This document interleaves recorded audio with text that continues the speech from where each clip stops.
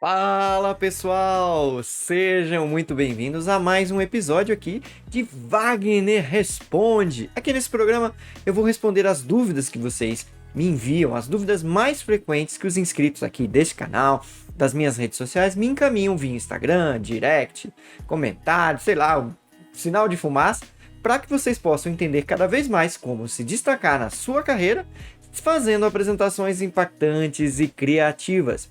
Eu sou Wagner Rodeiro, designer, educador e especialista em apresentações, e esse é o nosso Wagner Responde, ok?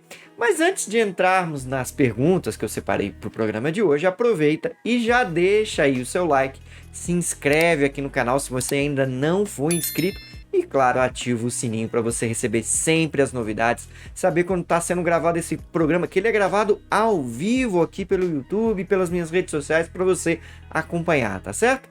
E, claro, também não deixa de me seguir nas minhas redes sociais, Facebook, Instagram, LinkedIn, eu tô lá, você pode me procurar, Wagner Rodeiro, tá certo? Vamos começar, então, pela nossa primeira pergunta do dia, que é uma pergunta enviada pela Janete Maria Francino, e que ela pergunta o seguinte: por onde começar? Janete, obrigado pela sua pergunta. E assim, muita gente tem essa dúvida, né? Preciso fazer uma apresentação, e agora alguém me demandou, meu chefe, sei lá, no trabalho, na faculdade, na escola, não sei, por onde que eu começo a fazer essa apresentação? O que eu preciso fazer primeiro? Qual é a primeira coisa, né? A gente tem essa necessidade de se organizar, de saber qual é o primeiro passo. De cara, eu já posso dizer qual não é o primeiro passo na hora de fazer uma apresentação. O primeiro passo não é abrir o software de criação de slides, ou o PowerPoint, o Prezi, o Canva, o que seja o que for que você for utilizar aí para criar as suas apresentações, tá certo?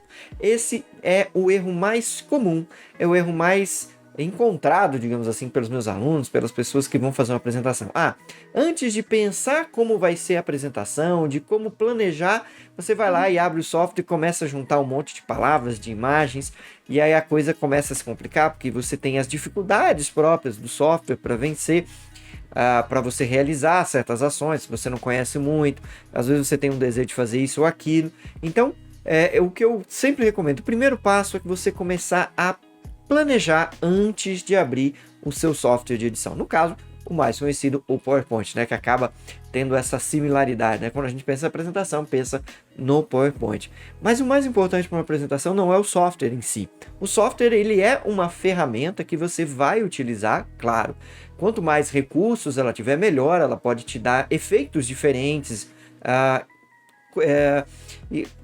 digamos assim, efeitos visuais, partes que você pode acrescentar, né, algumas animações mais interessantes para destacar aquilo que você vai falar, mas o mais importante é o planejamento. Claro, o conteúdo também, você precisa dominar o conteúdo, mas para você começar a fazer uma apresentação, você precisa planejar. E dentro do planejamento de uma apresentação, basicamente a gente tem 3 momentos, né? O que eu chamo, é o primeiro momento de ideação, onde você vai trabalhar com as ideias, e aí sim vai se dedicar um pouquinho mais a entender melhor essa ideia que você vai falar, o tema, o objetivo, o público-alvo, quanto tempo você tem. No segundo momento, você aí tem a execução dessa ideia, que é transformar essa ideia num texto falado, vamos dizer assim, e que tenha sentido, que tenha começo, meio e fim, que tenha ganchos, digamos assim, que tenha gatilhos mentais, né, que façam com que esse texto seja atrativo, que ele seja atraente para o seu público. E aí é muito importante o passo 1, para que você entenda, tenha essa visão de para quem é que você está falando. E, claro, pensar na introdução, na forma como você vai captar, né? Esses primeiros minutos da apresentação são muito importantes, né? Tudo isso está dentro da execução. Também o final, como é que você vai finalizar, se você vai dar um final mais impactante, reforçando aquela sua ideia. Então você precisa ter essa ideia, isso bem em mente. E o último momento, nós falamos de 3, né? Falamos de ideação e execução. Aí vem a que a gente chama de lapidação. Na lapidação, eu vou pegar essa ideia que eu já esmiucei, essa execução que se transformou num discurso, e aí eu vou transformar isso em, digamos assim, em imagens. Vou colocar ela numa apresentação, e aí sim eu vou colocar, já respeitando aquela sequência lógica de fala, aquela sequência lógica de ideias que eu criei para atrair, eu vou reforçá-las através de imagens, de animações, de gráficos, de informações que vão estar ali efetivamente na frente, né, que vai atrair o meu público. Ah, mas desse jeito é muito demorado, eu preciso fazer uma coisa. Não é demorado. Quando você começa a fazer isso com mais regularidade, claro, nos primeiros, às vezes a gente tem uma certa dificuldade, vai fazendo assim um pouco mais devagar, mas depois que você pega no ritmo, você acaba fazendo isso meio que automaticamente. Você começa a planejar, e aí eu sempre acho legal você rascunhar, e já falei em vários programas aqui sobre várias ferramentas, o próprio Canvas de apresentação, que é uma ferramenta que eu ensino no meu curso, que é uma ferramenta visual para você fazer todos esses passos, e logo depois o storyboard, que vai te ajudar a ter uma visão melhor dos teus slides antes mesmo de produzi-los, tá? Então é muito interessante que você pare, pense e dê prioridade a isso antes de começar. Mesmo que você tenha às vezes um tempo muito curto, faça o mínimo disso, né? Tente elaborar um rascunho, algo que seja entendível, que você possa ali efetivamente colocar. E mesmo que você tenha assim um tempo muito grande, né, para fazer e tal, não vá direto para o PowerPoint. Ah, eu tenho bastante tempo, então já vou começar por aqui. Não, faça esse passo primeiro, antes de organizar suas ideias, organizar a tua argumentação, tá bom? E claro, na hora que você for fazer aí a tua apresentação, eu te recomendo fugir do lugar comum e não vá direto para uma apresentação de modelo, para você pegar um modelo pronto que tem aí aos milhares, dentro tanto do PowerPoint quanto de outros softwares que cuidam aí. Tente começar com algo original, algo simples. E aí, busque ideias, né? Você fez esse momento de planejamento. No momento da lapidação, você vai buscar essas inspirações, né? Já falamos aqui em segredos.ppt várias fontes de inspiração que você pode ter, como o Pinterest, o Google Imagens e próprios outros lugares, né? Do teu conhecimento, revistas, impressos. Você pode trazer essas referências e criar algo diferente. E aí sim, você pode começar já com algo muito mais estruturado. A gente tem a ideia muito errada de que a pessoa que sabe fazer uma apresentação, ela simplesmente senta no software e pim, as ideias surgem e ela vai montando ali, tal. Às vezes algumas pessoas são fora da curva. Realmente pode ser que algumas até consigam, mas de uma forma geral, de uma forma bem geral mesmo, a maioria das pessoas não consegue. Eu mesmo não consigo. Eu preciso planejar, eu preciso sentar e me organizar para poder começar de forma correta. Então, a dica que eu te dou para você começar é foca no planejamento, foca nesse momento anterior, antes de você abrir o software, para que você possa aí sim criar algo realmente impactante, criativo, uma apresentação que vai realmente te ajudar a falar, a transmitir aquela ideia que você tem. Tá bom? A nossa próxima pergunta de hoje é uma pergunta do Moacir de Almeida. E ele diz o seguinte: domínio de frases de impacto é necessário? Bom, Moacir, obrigado pela tua pergunta. É interessante porque, assim, muita gente acha que a pessoa que vai à frente para falar, ela tem que ser esse domínio extremo, orador, tem que saber essas questões de frases de impacto para impactar as pessoas e tal. E eu digo que assim, isso é bom, mas também pode ser ruim. Então, eu diria que é necessário? Sim e não. Por que sim e não? Primeiro, porque é bom, claro, você tem noções de que algumas frases precisam realmente ser impactantes para a tua audiência. Você precisa ter, e aí a gente, voltando até na pergunta 1, quando a gente falou sobre a questão do planejamento, quando você define bem o tema, você meio que transforma ele num lema, vamos dizer assim, num slogan, e você reforça aquela ideia, você pode transformar ela numa frase realmente impactante, como a gente tem aí em comerciais, né? E em várias marcas que se utilizam. Mas como é que eles fazem para isso ser impactante? Isso é repetido várias vezes e você pode ter essa noção, né? Utilizar-se disso durante o teu discurso. Você pode retomar sempre as ideias, retomar aquela ideia principal. Por exemplo, um exemplo bem interessante que eu gosto de utilizar de frase de impacto em apresentação, eu lembro muito da apresentação do Steve Jobs, se não me engano, do primeiro do iPod, né, que não era nem iPhone, nem nada, que era a questão das músicas e tal. E o grande lema, a grande frase de impacto do Steve Jobs nessa apresentação era milhares de músicas que cabem no seu bolso. E ele ia repetindo e criando toda a sua argumentação em cima. Então é legal que você tenha essa capacidade. A mensagem ela precisa ser clara, precisa ser direta para a plateia, ela precisa entender. Então é bom você ter isso sim. E se a gente for ver aí várias propagandas, elas têm sempre essa ideia. Por isso que você tem às vezes propagandas diferentes sobre o mesmo tipo de slogan, né? Você já viu assim aquelas propagandas do Guaraná que tinha antigamente, né? Que você sempre tinha uma propaganda de um jeito e reforçando aquele slogan. Então você vai trabalhando isso. Isso é importante, isso é legal e é uma dica que você pode utilizar aí no teu planejamento na hora de criar as tuas apresentações. Mas existe o outro lado da moeda, que é também a questão de abusar demais desse tipo de recurso e parece que ao tempo todo você está querendo ser tipo comercial de margarina, aquele orador que tá sempre assim, né? Ah, que bom, me passe o pão porque esta margarina aqui é super legal, super cremosa e crocante. Do nada a pessoa fala um negócio desse assim, então cuidado com isso. Então não abusa desse tipo de domínio de frase de impacto. Se você não tem ainda, e assim, acho que é interessante a gente colocar que isso vem com a prática, isso vem com o tempo, de você se colocar, de você se expor, de você se colocar na frente de um público e falar, e aí você vai, né, ter essa, não só de se expor, mas também de planejar, de dizer, o meu discurso é centrado nessa temática, X e Y. Então, você vai ter isso com o tempo. Agora, se você começa a tentar forçar isso demais, abusar, acaba ficando ruim, na minha opinião. Acaba ficando falso, soa algo que você está querendo impor para o teu público. Então, acho que não é legal. Então, eu te recomendaria cuidado. Não digo que é extremamente necessário. Para você fazer uma boa apresentação impactante, criativa, é preciso domínio de frase de impacto? Não necessariamente.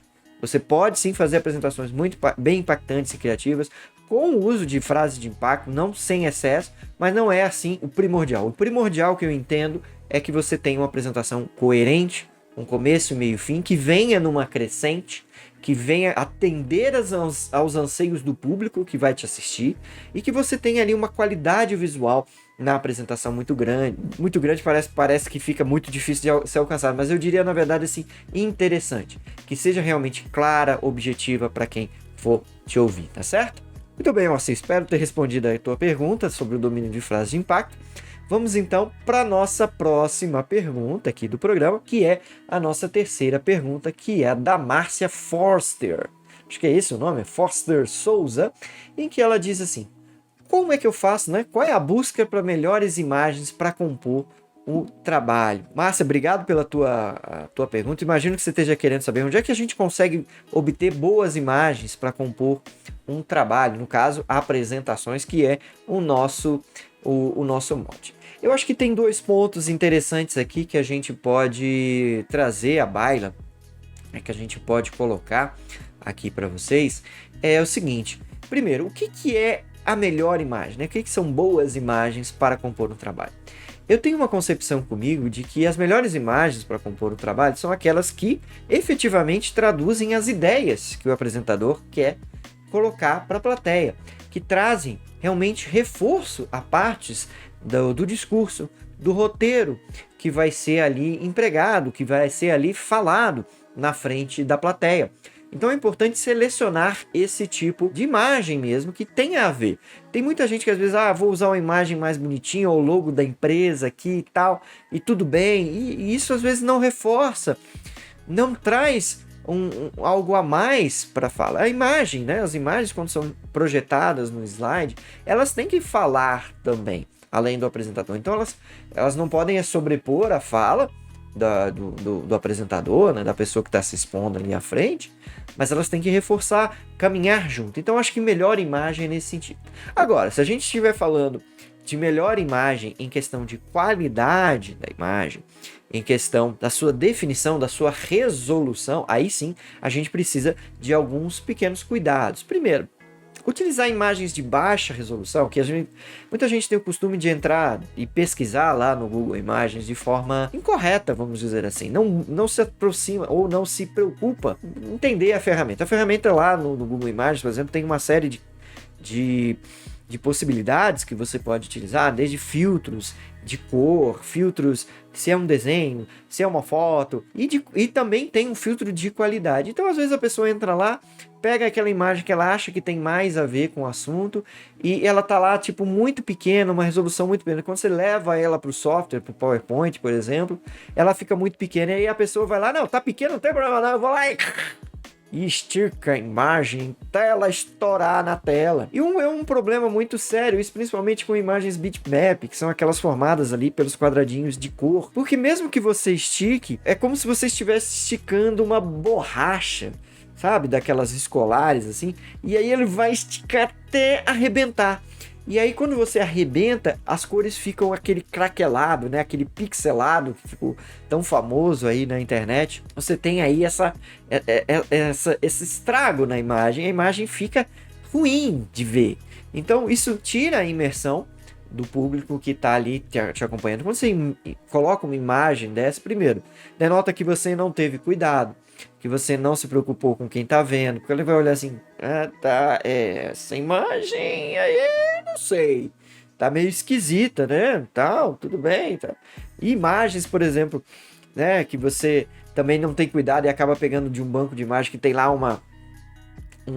normalmente bancos de imagens pagos, você tem uma marca d'água em cima, até para proteção do direito autoral, não tem nada de errado com isso. O errado é você utilizar na tua apresentação uma imagem que tem uma marca d'água. A menos que seja, digamos assim, proposital você fazer isso, por exemplo, você está no meio gráfico, no meio do design, né?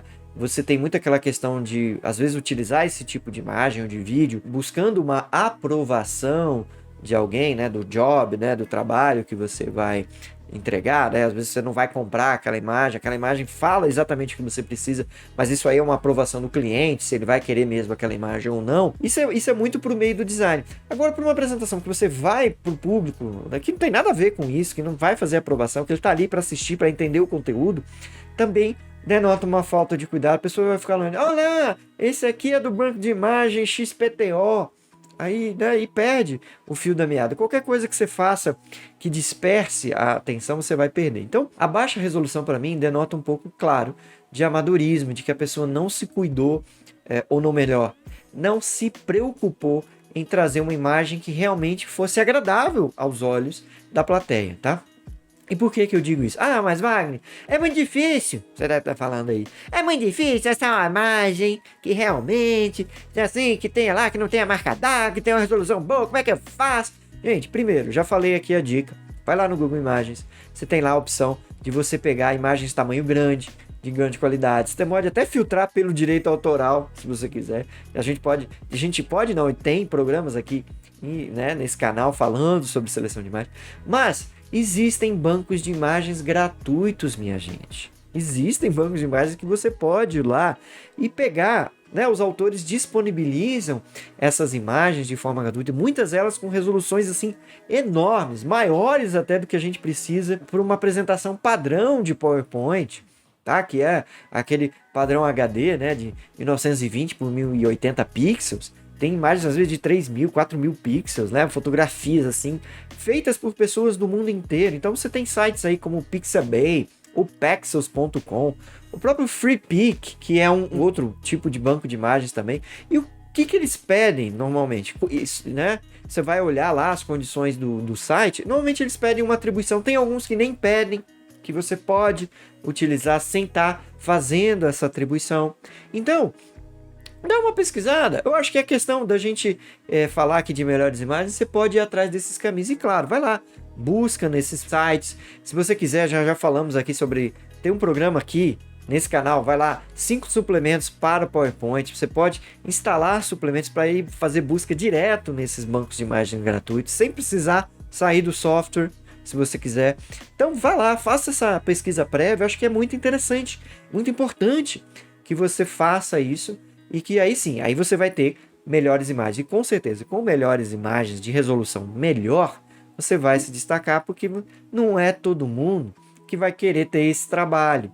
É porque dá trabalho, gente. Vamos ser realistas aqui. Dá trabalho a pessoa pesquisar uma imagem que realmente reflita. Claro, gente, a gente está falando de bancos de imagens gratuitos, nem sempre você vai encontrar aquela imagem exatamente, mas eventualmente você pode conjugar duas imagens, fazer uma pequena ediçãozinha ali no próprio PowerPoint para deixá-la do jeito, e aí acompanha a gente aqui, que a gente está sempre trazendo essas dicas, trazendo essas novidades sobre o PowerPoint, sobre as possibilidades que o software pode trazer, tá bom? Então não tem muita desculpa. Então, assim, você quer buscar boas imagens, existem aí essas duas questões. Primeiro, vá atrás de imagens que realmente reflitam a ideia que é para ser passada, que conjuguem, né? Comunguem com o roteiro da argumentação que você criou, e também busque imagens de boa qualidade, de boa resolução, que realmente façam proveito aí de todas as qualidades que o software pode te dar e que não sejam desagradáveis às pessoas que vão assistir, que vão participar ali daquela apresentação, tá certo? Gente, obrigado aí pelas perguntas de hoje, foram perguntas bem interessantes, né? Pergunta aí da Janete, do Moacir e da Márcia. Se você gostou aqui desse formato, desse programa um pouquinho diferente, né, de respondendo as perguntas de vocês, se você quiser, deixa para mim aqui nos comentários o que você achou, o que você gostou desse formato aqui. Se você quiser que eu responda as tuas dúvidas também, manda para mim aqui nos comentários aqui desse vídeo, deixa lá a tua dúvida que eu vou com certeza ler e vou, se possível, selecionar aqui também para o Wagner Responde. Se você também pode me mandar lá pelo direct no Instagram, você pode me mandar as tuas dúvidas que eu faço com o maior prazer de responder para você. Se quiser, a gente faz esse tira dúvidas aqui, tá bom? E claro, não se esqueça, né, de ajudar a crescer esse canal aqui, se inscreve, compartilha, manda esse vídeo aqui para alguém que precisa efetivamente conhecer mais sobre apresentações, quer crescer, quer se destacar na sua carreira, manda esse vídeo, tá bom? Compartilha aí no grupo da FIM e, claro, também nas redes sociais, me marca lá, Wagner Rodeiro, aparecendo aqui para vocês. Muito obrigado por ter me assistido até aqui. A gente se vê, com certeza, no próximo episódio aqui de Wagner Responde. Um grandíssimo abraço, fiquem com Deus e fui!